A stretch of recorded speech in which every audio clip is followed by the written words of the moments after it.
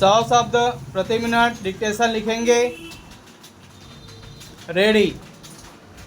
देश के स्वतंत्र होने से काफ़ी समय पहले ही लोगों ने यह कल्पना की थी कि स्वाधीन भारत में शिक्षा व सरकारी कामकाज देश की अपनी भाषाओं में संपन्न होना आरंभ हो जाएगा।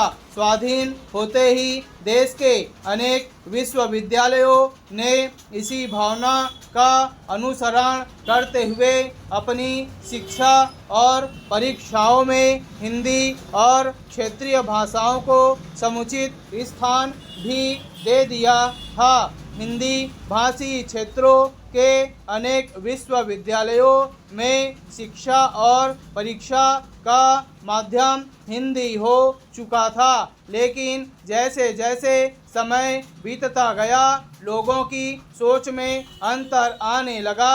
लोग अनुभव करने लगे कि हिंदी माध्यम से शिक्षा प्राप्त नवयुवक सरकारी नौकरियों में उचित संख्या में नहीं आ पा रहे हैं।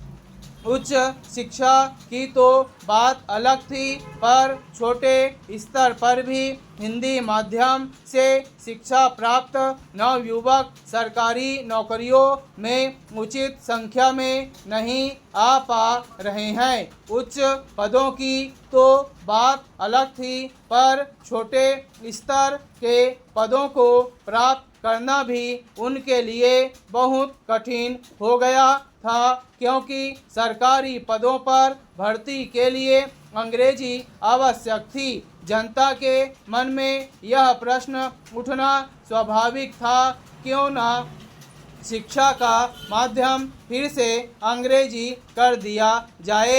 ऐसी बदलती सामाजिक धारणा को रोकना आवश्यक था, क्योंकि देश की अपनी भाषाओं को समुचित स्थान न मिलना राष्ट्रीय हित में नहीं था।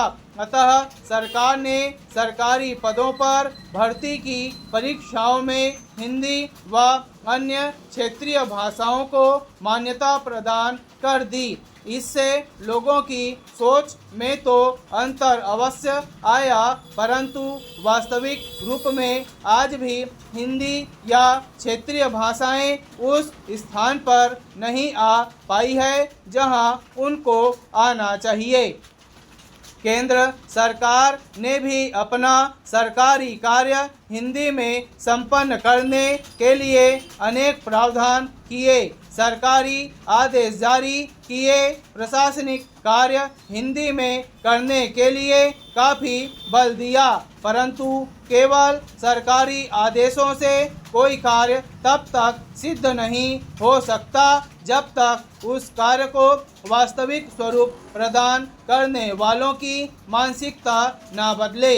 अतः सरकारी आदेशों और व्यवस्थाओं के बाद भी देश की भाषा को सरकारी कामकाज में वह स्थान नहीं मिल पाया जिसकी वह हकदार है। इससे हमें दुख होता है और हम इसका दोष एक दूसरे पर डालने का प्रयास करते हैं। इसके लिए किसी न किसी हद तक हम हिंदी भाषी वर्ग के लोग भी तो दोषी हैं। समाप्त।